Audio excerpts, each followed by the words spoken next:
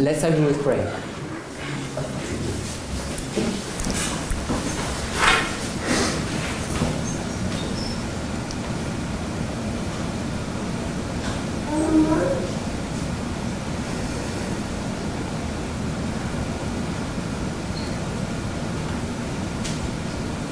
Amen.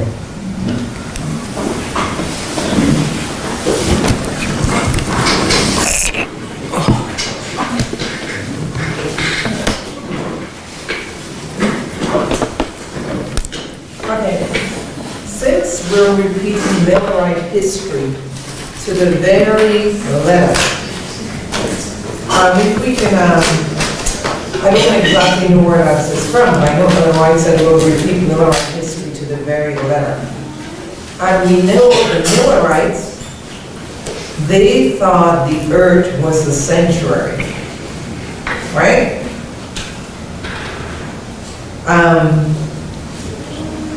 For us, as we're learning and doing this, we know we'll go through a disappointment like they did, right? I think. Right? We'll go through a disappointment like they did. So, help me understand what that looks like. I know we didn't talk about it here in this meeting, but they went through a great disappointment. And it's really, when we go through a disappointment, it's more or less to test us. But help me understand that a little bit more. Like, sorry, my question isn't really clear.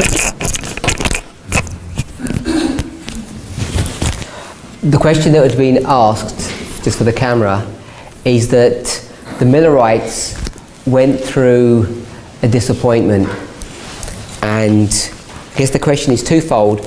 Are we going to go through a disappointment, first part, and if so, what will that disappointment be? What will it look like? So,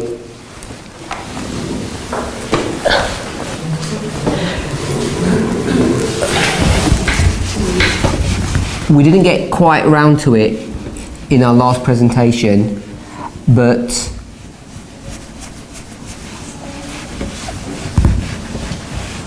I'm going to address it tomorrow, but I'll make the point that we want to make here. On April the 19th, 1844, without going into the intricacies of this, the Millerites at this waymark received a disappointment.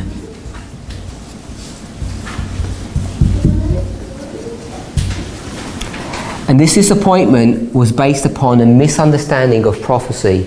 They'd made a mistake in the calculation of time, and when the event that they were expecting to occur didn't occur at the time they expected it, they were disappointed.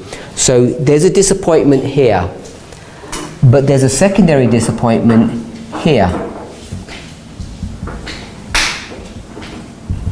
And this is what we call the great disappointment, which is, I think, what you're alluding to.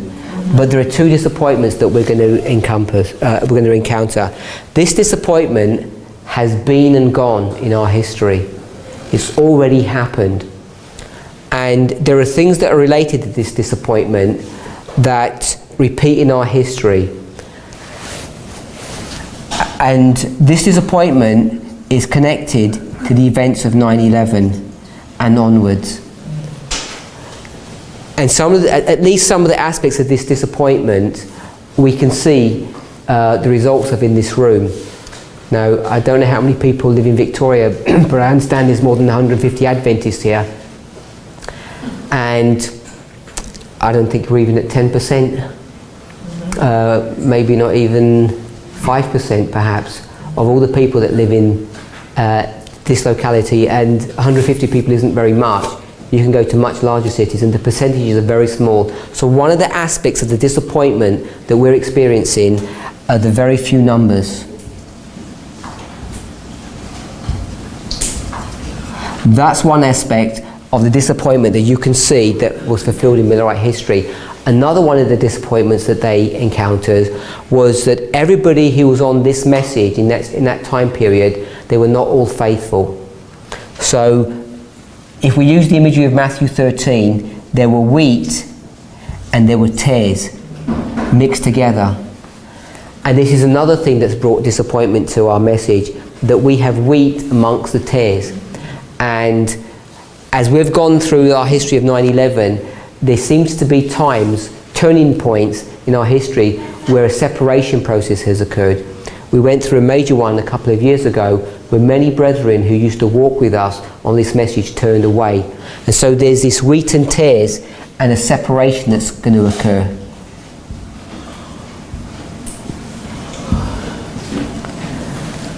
Coming on to this great disappointment.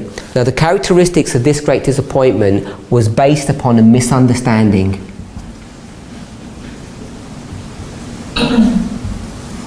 So we're expecting that when we come to this prophetic waymark, that we're going to be confronted with some misunderstandings that we've had. And this misunderstanding is going to shake the faith of God's people. Some will survive that shaking, many will not. And the purpose of this disappointment, or this test, is to separate this wheat and tares. Now, this has already happened at a very small scale, but this movement is going to grow to a degree that when this event occurs, and the misunderstanding that we've had that's connected to these events happens, many people will leave this message. Now, in the Millerite history, it was based upon a lack of information that they had. Ellen White says that the Lord had his hand over something in respect to this disappointment. These disappointments are connected to each other. This one here was a mistake because they weren't careful in their studies. As you said, they thought that the earth was a sanctuary, so they had a misapprehension through a lack of careful Bible study. Now, I suspect, and we don't know, because if I knew the answer to your question, it wouldn't be a disappointment, because I'd already be able to tell you and we'd be prepared for it. So the very nature of the disappointment is connected to something that we don't know. So it's based upon some kind of misunderstanding. And at least one thing we do know is the events that connected with this third step are going to be much more severe than we realise. And it's going to be the catalyst to separate a large group of people from us. It's going to be extremely painful when what we expect to happen isn't going to happen in the way we anticipate. So can we, in one sense, of the first disappointment, which aligns up with April 19, can we, a personal disappointment that we might be going through is when we're hearing a mingled message from the pulpit, right? That could be a disappointment. You know, in this room, there are many people who are second, third, fourth generation Adventists, and this is not unique to this group of people. Many places we go, people are staunch advocates of the church. People don't want to leave the church. They cannot believe that the church is in such a bad state that error, to the degree in which we're suggesting, could be taught or promulgated from the pulpits. No one believes it can be a systemic problem right from the very top and filtered all the way down to the leaders, the elders and the deacons of our churches. And it's a great disappointment for many of us to see that when you see these truth, this great light, and you go to try and share it with people, they look at you as though you're mad initially, and then if you persist in your foolishness, they become very angry, to the degree that people are now being disfellowshipped over this, illegally being disfellowshipped, by the way. There's no legal basis, and what I mean legal is I mean following the church manual. There's no legal basis to disfellowship people on a prophetic understanding. There's no basis for that. And this has been a great disappointment when you see what this message costs you as an individual, as a family, the lack of fellowship that you have, the loneliness. All of these are disappointments that we have to bear. And especially when you have to go and give a message to people who treat you in an extremely bad way. But this disappointment, it gets even worse. Thank you. Isn't the first one connected also to a misunderstanding? Yes. This one is the Lord's design. The Lord hid his hand over a mistake that they had made on time, but this one was from a lack of attention of Bible study. They could have avoided this one, but the Lord allowed it to go through. The Lord he wasn't involved in their misunderstanding that the earth was a sanctuary. Ellen White Noah talks about that. She talks about the misunderstanding of time. This one here, she's involved in, God's involved in, but this one is based upon a lack of care and attention. So we should really be careful about how we study and the mistakes that we embed into our message because we just take things for granted. If we understood what the mistake was or what the disappointment is going to be, we wouldn't be disappointed. So it's a bit, it's not that easy to answer what it's going to look like.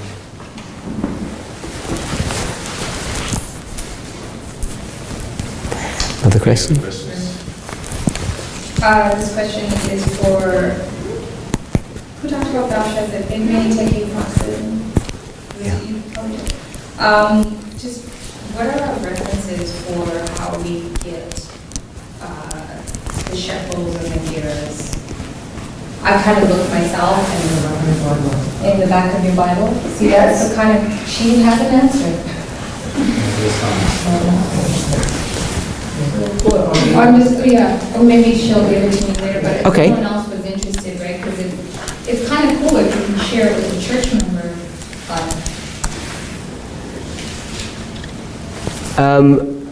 Do you want to, shall I leave that with you to look through, or? Is there a reference, like, for scriptures, or?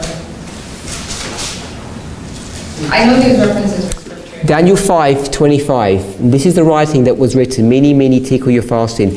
If you have Strong's Concordance, access to it, most people have, you'll find that the word mene is number 4484. 4484, you can check on the internet. It says mina or mani, a weight or measurement, usually 50 shekels, but maybe 60 shekels. So mene is the 50 that I mentioned. So straight in the definition of the word, it's 50 shekels, and it's a Chaldean or a Babylonian word. They understood what that was. It was weight, as I say, or measurement or coinage. So we have mene, tekel, to weigh, or one definition means to weigh or to be weighed. Second definition, a tekel means a shekel, a unit of weight, a shekel. So you have 50 shekels, then a single shekel, tekel or shekel, similar words, and then you fasted means to break in two or divide.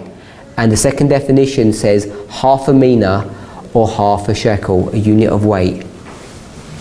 So I think that was more my question. If it's either 50 or 60, what's our justification for taking the 50? If that makes sense. It works, but do we have any other reasons? I've done some research on this, and it depends what source you want to go through. I've got here Brown Driver Briggs that this says that, but you can do more study on it. And depending on what time period you're looking at, what region you're looking at, some people would consider it to be 50 and some would consider it to be 60. Is there another way to substantiate this 25-20 that doesn't involve having to understand the Greek and the Hebrew?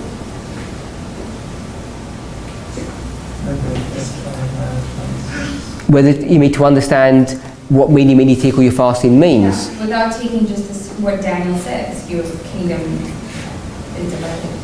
Oh yes, but it's not going to give you 25-20 if you do that, is it? Because the way Daniel describes it is a play on words. You can see the structure of it, you can see what happens to his grandfather, what happens to him, but that's not going to give you the hard evidence. You need to understand what the definition of those words mean. We shouldn't be afraid or think that we can get away without understanding some Hebrew words. You need to, at some level, in some circumstances, understand a little bit of Hebrew or Greek. When I say understand, you don't need to know how to read it, but you need to know what the definition of some words mean, because sometimes they're translated in a way that isn't particularly helpful. And so you need to know what that root word is and how it's derived. So I don't think we should shy away from an intellectual understanding of the truth, which means that sometimes you're going to have to see what that word actually means. Wasn't an Old Testament reference? Or temple shekels? Yeah. Yeah, it was. There's no reference, I don't know. So that's. Well, there's a reference that a shekel is 20 gerahs. Is that what you're referring to, Rob? Maybe that's what I'm referring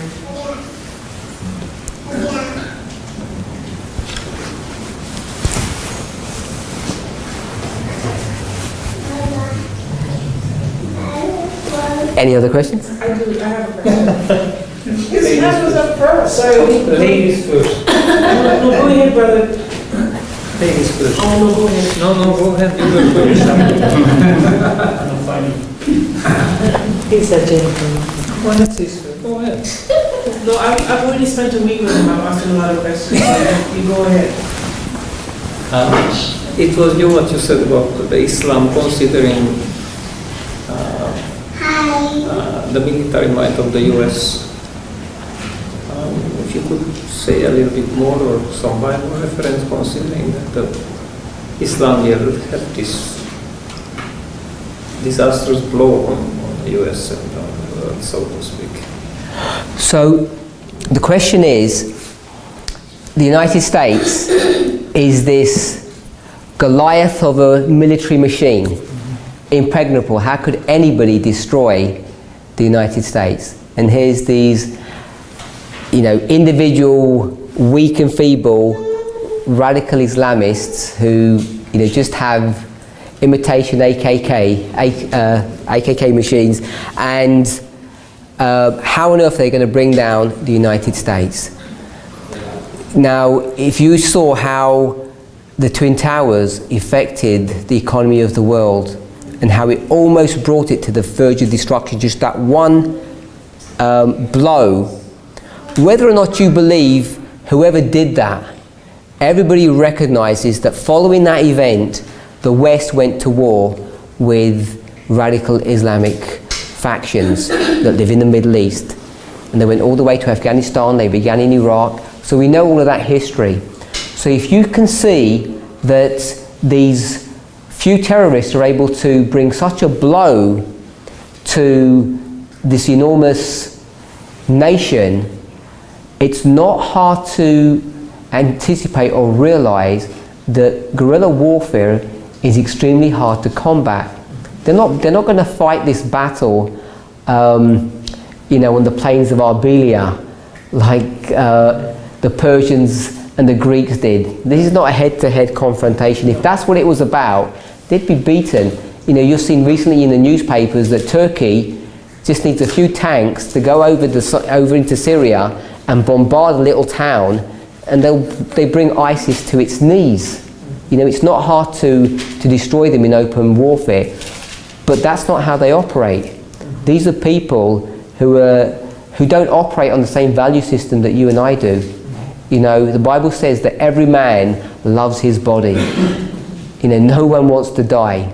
Very few of us, even staunch Adventists, are prepared to spiritually give up our food and our lifestyles, let alone physically die.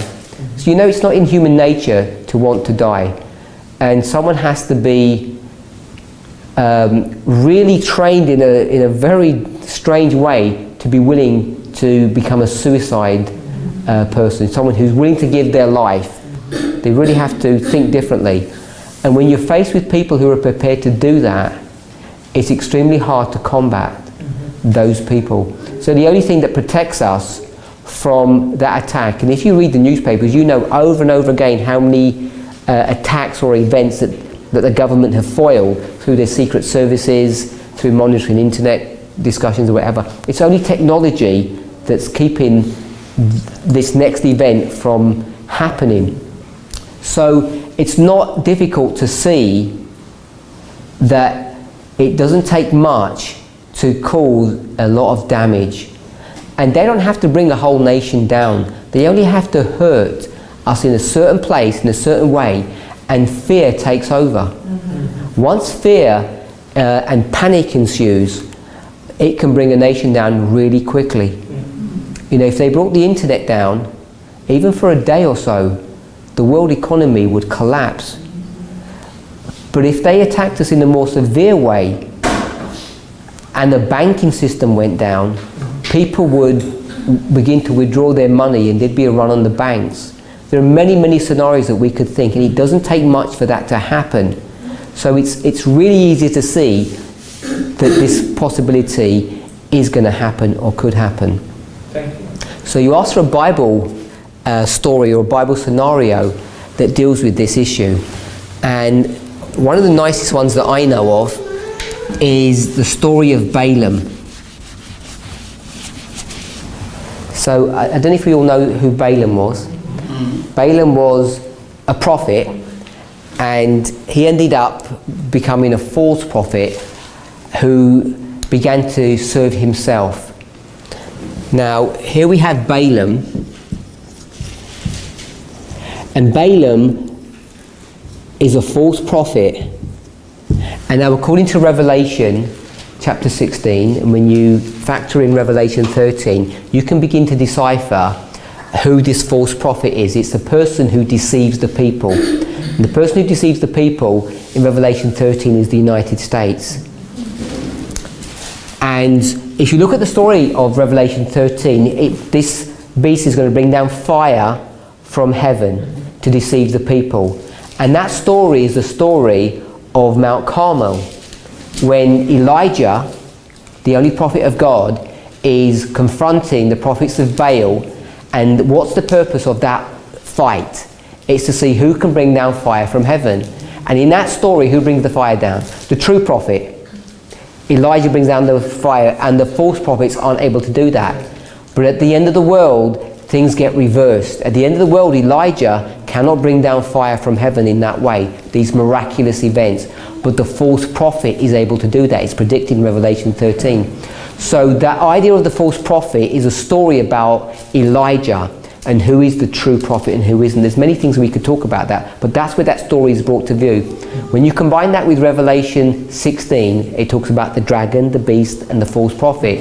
This is a threefold union. Ellen White talks about this threefold union, where she says Protestantism, spiritualism, and Catholicism are going to join hands in a union. So there are the three parties: Protestantism, Catholicism, and spiritualism.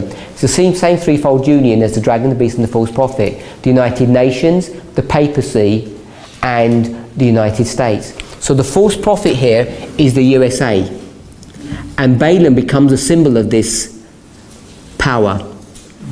When Balaam's going to curse God's people, this is the story that we're talking about, he's riding a donkey. He's riding a horse, which is a donkey, which is a type of horse. So here we have, I'll call it an ass, a donkey, or a horse, and he's riding this, and he's on a mission to see God's people, which I'm going to call the Seventh-day Adventist Church. And he's down here, he's on a mission to cause them harm because he's going to go and curse them, isn't he? Do we know the story? Yes. Reasonably well enough? Yes, so he's going to go and put a curse on God's people, even though he's not doing what God wants. And he's going to take his donkey to go and do this job for him. He's riding the donkey. And an ass or a donkey or a horse are symbolized on both of these charts. Perhaps you can see it clearer on that one. You can see on the right hand column you have those three angels there, 1, 2, 3, who are the first, second and third woe, or the fifth, sixth and seventh trumpet. And you see Millerite understanding is very limited when it comes to this seventh angel here, but here they're very clear. Here you have the fifth angel, first woe, sixth angel, and second woe. There it is. And you can see that Islam here is symbolized by a man riding a horse. So here you have inbuilt into these charts that an ass or a donkey or a horse is a symbol of Islam. And you can see this in Genesis chapter 16, verse 12. If we will go to Genesis chapter 16, verse 12.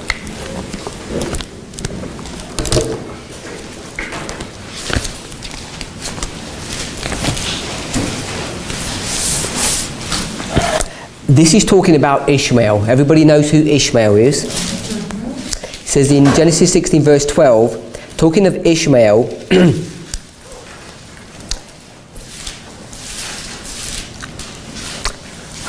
It says, he will be a wild man, his hand will be against every man, and every man's hand against him, and he shall dwell in the presence of all his brethren. So the characteristic that defines Ishmael, and Ishmael becomes the father of the Islamic people, is that he's against everybody. And not only is he against everybody, but he's against everybody in his own family. So you see these Islamic powers warring against each other, warring against everyone else. They're a friend of nobody.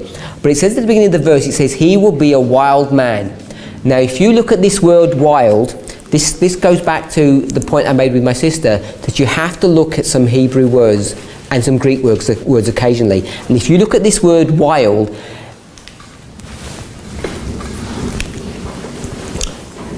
so we're looking at this word wild here, it actually means a wild ass or four-legged beast. So here's this wild ass that's being spoken of, and if you go to a different Bible translation, it says Ishmael shall be a wild ass of a man. So this is the first mention really of Islam that's brought to view in the Bible, and the first place you see it, it talks about Islam being represented as a wild ass, or the actual technical name for it is onga. It's an Arabian ass, and it has certain characteristics about it. It was very hard to tame. So right from the beginning we can see that an ass or a donkey or a horse, both brought to view on the chart and both brought to view in Genesis chapter 16 when it deals with Islam, is represented as an ass or a wild horse. Islam is represented in the Bible with various different symbols, but this is the one I'm just looking at the moment, is the story of Balaam and Islam. So here we see in this story Balaam is riding an ass on his way to come and destroy God's people. So there's an interaction between the United States and Islam. So here's this relationship between the two. And in this story it says that the United States is in control of the horse or the donkey. So if we turn to the story of Balaam, do you remember what is it? I can't remember the book without looking. No. It's Numbers, isn't it? Yeah. So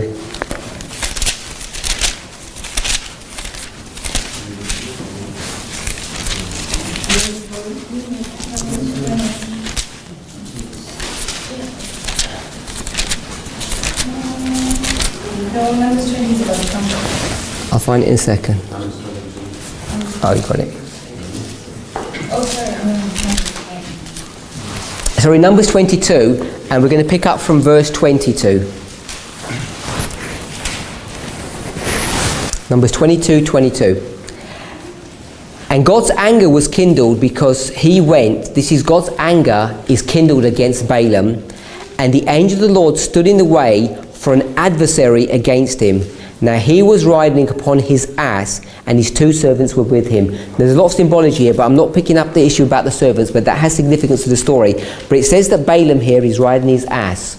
So that's the point that we're picking up on. So here's Balaam, the United States, in control of his ass or Islam. He's maintaining him, and he's on a mission to come and hurt or harm God's people. Verse 23.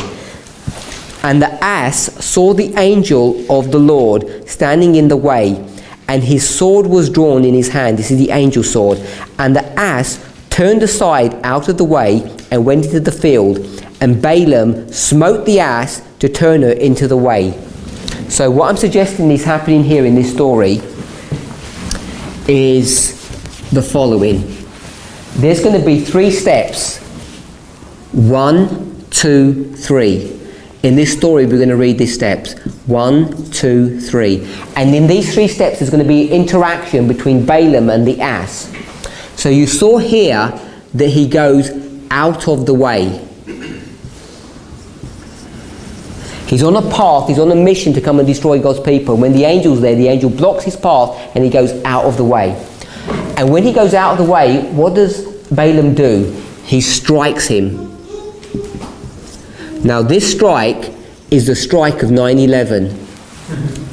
9/11, the United States strikes Islam, which is a restraining or a punishment for the activities that it does here at 9/11. I said that there's restraint of Islam. This striking says you get back on the path and I'm going to keep control of you of what happens. So that's that first interaction between Balaam and his donkey. So we'll read on verse 24. So they're back on the path. But the angel of the Lord stood in the path of the vineyards, a wall being on this side and a wall on that side. And when the ass saw the angel of the Lord, she thrust herself into the wall and crushed Balaam's foot against the wall, and he smote her again. So here's a second one, and now he's going to crush the foot of Balaam. And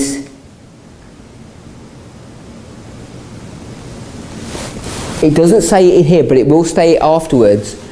He's going to strike him again. But there's a strike here, even though it doesn't quite say it. We'll read this as we go on. So here Balaam's foot gets crushed.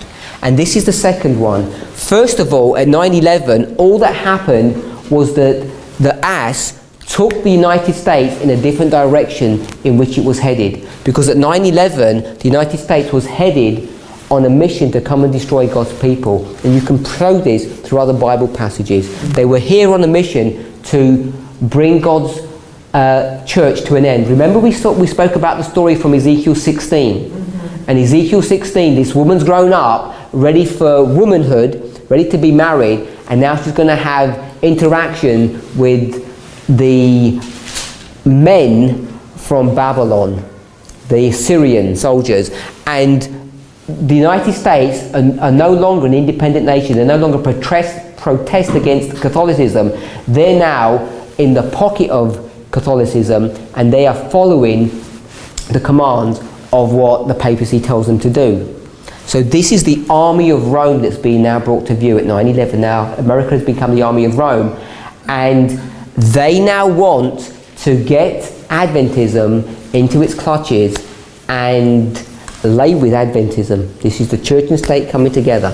So this has already begun right here, the destruction of God's people, the SDA Church, and the Lord prevents this from happening by allowing radical Islam to give a strike or take the United States out of the way. The United States retaliates and punishes them, and in the future, we are here. This is 2016. This is about to happen. This is in the terminology of Matthew 25, the midnight cry. At the midnight cry, there's going to be another strike. But this strike, the Balaam doesn't just go out of the way. Now he gets his foot crushed. You could do a study on foot and see what that teaches you. But this crushing of the foot is a severer situation that the American nation has ever faced before, economically speaking.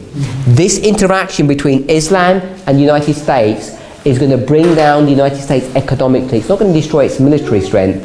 It's going to bring it down economically because of guerrilla or terrorist warfare. So here's the crushing of the foot. This is about to happen, and this economic collapse is the one that I spoke about earlier. This is going to bring down the economy of the United States and every single nation of the world, and we're never going to recover from this. We think we're going to start making amends. There's going to be a restraining of Islam here, and we think maybe this is the worst of it, and it can only get better after this. But soon enough, there's going to be an even worse interaction between these two people, and we'll see it brought to view in this story. Whoops. So this was, we read verse 24. But the angel of the Lord stood in the path of the vineyards, the wall being on this side and the wall on that side. And when the ass saw the angel of the Lord, she thrust herself into the wall and crushed Balaam's foot against the wall, and he smote her again. Actually, before we go on to the next one, I just want to make this point. It talks about two walls. If you do a study on what a wall is a symbol of a symbol of a law. So we've got here one wall here, and we've got one wall here. And right in between these walls, he's going to get his foot crushed. In fact, he gets his foot crushed against this wall. Now, this wall is a law. This is the third angel's message, and we know what the third angel's message is about. This is the Sunday law. It's even called the law there. But here, there's another law that's going to be enacted. And we're already beginning to see the beginning of this issue. This is symbolized by the issue of marriage. There's an issue about the marriage law that's going to be dealt with here. And it was only last year that we saw there was a big kerfuffle in the United States about the issue regarding same-sex marriage. Now, many countries in the world have already dealt with this issue, and nobody even blinked an eyelid. But when it happened in the United States, it was a big issue, because they saw it as an attack upon the Constitution, this same-sex marriage. But anyway, there's an issue here about marriage that's being dealt with. And this crushing or striking of the foot against the wall is implying that there's going to be some change or some attack upon the Constitution which is connected or related to the marriage issue. Not just literally speaking, but this is symbolic. This is a symbolic marriage that we're talking about. And a symbolic marriage is really dealing with the issue of the image of the beast. I don't know if we're familiar with the term the image of the beast. Hopefully we should be. Now, a beast, if you look at beast in Bible prophecy, a beast is the combination of a church and a state coming together. When the church and the state come together, you get a beast. And all that's been spoken of at the end of the world is that there was an original beast, and that original beast was alive here. This is this beast power in the Dark Ages during the 1260. This is when the European nations supported the papacy. And at the end of the world, you're going to get a copy of this beast, which is called the image or the copy of the beast. And this image or copy of the beast is the copy of this beast when a woman rides the beast. And it's brought to view right here on this chart here. There's a church and a state. Church and state relationship. This is a marriage. By definition, this is the marriage. A woman and a church, a church and a state, a woman and a man coming together. It's symbolized many times in Scripture.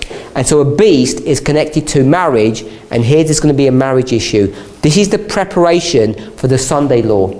And once the United States begins engaging and constructing this beast, this image of the beast, the Lord is going to allow Islam to give such a strike to this nation that it's going to bring it to its knees, economically speaking. We're in verse 25. We read verse 25. Verse 26. And the angel of the Lord went further and stood in a narrow place where was no way to turn, either to the right hand or to the left. So this path is going to get narrower, and the options that are left for the United States are going to reduce. And when the ass saw the angel of the Lord, she fell down under Balaam, and Balaam's anger was kindled, and he smote the ass with a staff. So right here, you're going to see a collapse.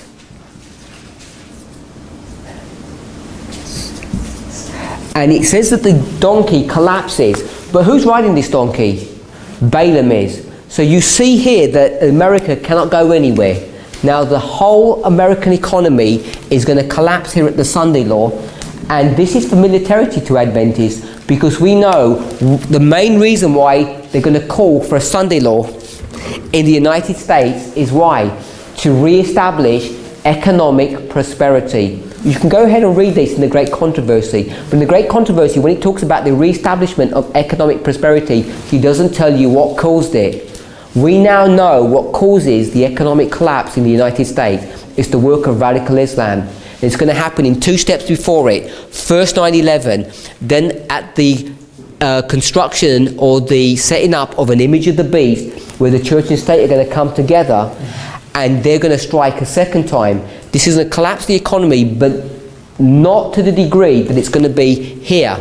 Then, as economic prosperity is taken away from the United States, the citizens are going to stand up in uproar that the government is not dealing with the problem.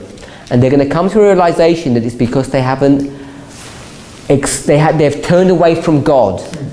And there's going to be a strong call to turn away from God. I was speaking to my brother, and he was saying here in Victoria, turn back to God. Turn back to God, turn back to God.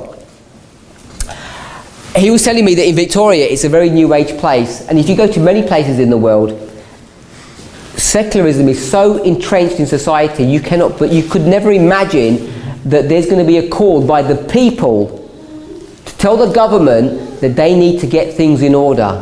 But that swing is going to be driven by the collapse of the economy here. It's brought to view by Ellen White in The Great Controversy. And when they begin to institute or call for a Sunday law, this is going to be the third strike, where the economy of the United States will so collapse, but not the military might, the economy of it, and with it the rest of the world. And then things are just going to go from bad to worse. We need to prepare for this time period here. This is the time that we need to prepare for, because here there's going to be Sunday laws, which we normally refer to as Adventists as blue laws or economic Sunday laws. As the economy begins to shrink, they're going to begin to make laws that you're going to restrict what you can do. So for instance, they might say you cannot buy fuel on Sunday because fuel supply is limited. There'll be rationing going on. A whole swathe of changes in our economic situation are going to be occurring here, and they're not going to get any better, they're just going to get worse. As they get worse, there's going to be a call to go back to God. And when that happens, they're going to say we need to start really being serious about following the Lord on the Sabbath, the Sunday Sabbath. And when they realize that things are getting from bad to worse, then they're going to say, well, the reason why this is really happening is because there's these Adventists who break in the law week by week, because everyone else is getting into line except these Adventists. And then the attention is going to be turned from Islam to Adventism, because we're going to be seen as the cause of the problem that's occurring here. So this is at least one Bible story which is all a parable or a symbolic representation of what's happening at the end of the world, when we begin to see the imagery of the false prophet, and the donkey or the ass represents Islam. Just to add to that, I think there's an interesting dynamic, because we're identifying the three strikes that take place at 9/11, which has already happened, at the midnight cry in connection with the image of the beast crisis, and finally in connection with the Sunday law. But given that we're discussing 1989, we see Islam brought to view even in 1989 in this narrative about Balaam. If we read verse 21, it says, "And Balaam rose up in the morning and saddled his ass and went with the princes of Moab." So he saddled his ass. Well, know what saddling implies? It implies a preparation to do a work. Before the ass can do its work of bearing the burden of its master or its load, it must be saddled. That implies a preparation that's taking place. And in 1989, this is when Balaam, the false prophet, saddled the ass of radical Islam, so to speak, because it's something that's widely acknowledged even today. There's an interview with Hillary Clinton where she's admitting the fact. And what is being identified is the fact that the jihadis, bin Laden, and the radical Islamists, the Mujahideen, they were actually trained by the United States. They were trained in bomb making and in their guerrilla tactics by the United States. Why? Because the United States was using them in a proxy war against the Soviet Union in Afghanistan. And in this interview, she's admitting that the very people that we trained, that we saddled, are now turning against us. Right? So we see this narrative from 1989, 9/11, Midnight Cry, and Sunday Law, this relationship, increasingly problematic relationship between Islam and the United States. That's all. Thank you. One last question. I don't know if you answer my question quickly. Hopefully not. Sure. I guess as short as you can, this message, can we sum it up to be just a very interesting Bible study? Is this something that every Adventist needs to understand in order to, I guess, stand at the Sunday law or to be saved? I don't know whatever terminology you want to use.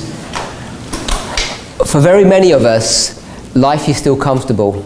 We still have our jobs, we still have our cars, the shops are full of food, and when we talk about all of these things, you didn't have to be here, you could have stayed at home, even though you might be frustrated at your church experience. Life goes on, and it's pretty much things as usual. Nothing really drastic or fundamental has changed in any of our lives, I'm pretty sure. And there's a great danger in thinking that this is an interesting Bible study, that you can see these patterns, these structures, how history is repeating, and it all looks good that 9/11 is repeating and here's 1989, and what does all this mean? Unfortunately, for many of us, what this message is all about is settling into the truth. If you can see that this is truth, most of us are beginning to settle into this truth. But if you really want to be sealed or to pass this test, you need to be accepting this truth intellectually in your mind and also in your heart spiritually.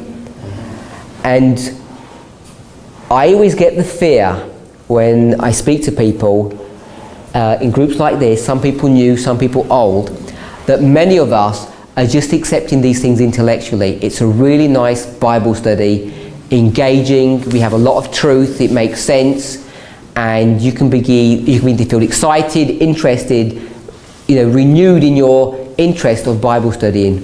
And that's where many of us take it and leave it. We say, oh, I have to go, I've got work tomorrow, life is as normal, we have to pay the bills. Now I understand all the realities of life, but this is at the back of, I think, my sister's question, that most of us think this is an interesting Bible study and we're not entering into this at a spiritual level. It's not changing our hearts. This first message here says you need to be really scared because most of us in this room are still committing sin. Mm-hmm. We live lives that are not in obedience with God on many levels. And this is a warning that says if you continue in your ways, you're going to be destroyed really soon. And if you didn't believe this message when it came here in 1989, you better wake up to the reality, because 9/11 proved that now you're living in the time of the end. This was the proof. And 9/11 happened 15 years ago, and time is really rapidly running out for God's people. And we're supposed to be putting away sin. This is a message that says you need to be ready, prepared to meet thy God. And if you think that this is just a message that's an interesting thing for a few elite people, you've misunderstood what we're trying to talk about. This message needs to be given to every Adventist that you know. And when you do that, you begin to see what happens. You're going to get rebuffed, you're going to get mistreated. But we didn't touch on the book of Ezekiel chapter 2 and chapter 3. Here he's instructed, Ezekiel the prophet is instructed to give this message, this very message, to a people who are a rebellious nation. So I want to start off by saying, in response to my sister's question, you're dealing with a church that's in open rebellion to God. And you're required to go and tell them to get their lives in order. First you need to tell them to understand these facts and figures. Looks like an interesting Bible study, but if you don't take heed to the warning, you're going to fall short.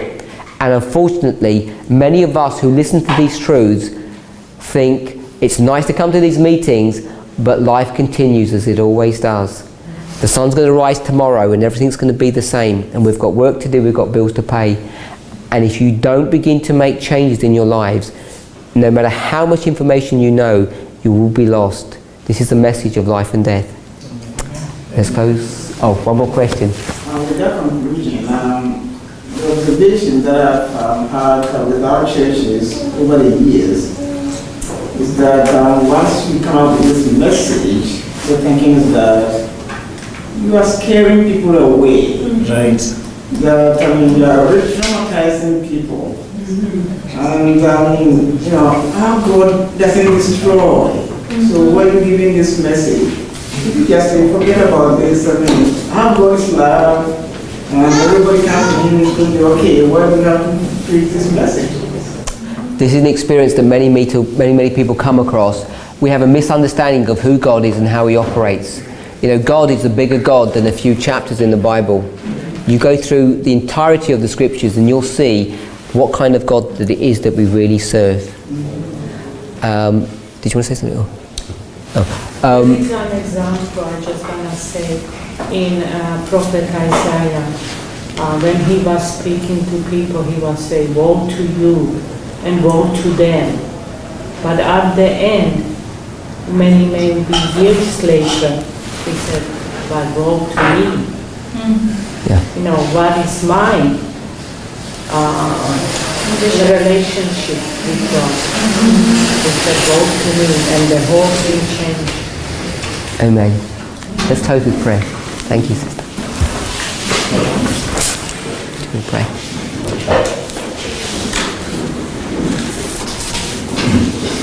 Father in heaven, we thank you for bringing us to the end of this Sabbath of meetings, Lord. Lord, we pray that the seed sown, a broadcast abroad, may, that Lord, you may impart your rain, that Lord, it may bear fruit, dear Father, in our lives. Lord, help us not to be just a good Bible study, Lord.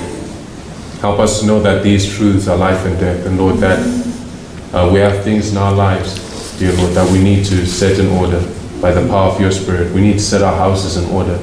We need to set our lives in order. We need to order our conversation aright, Lord, that we may see your salvation.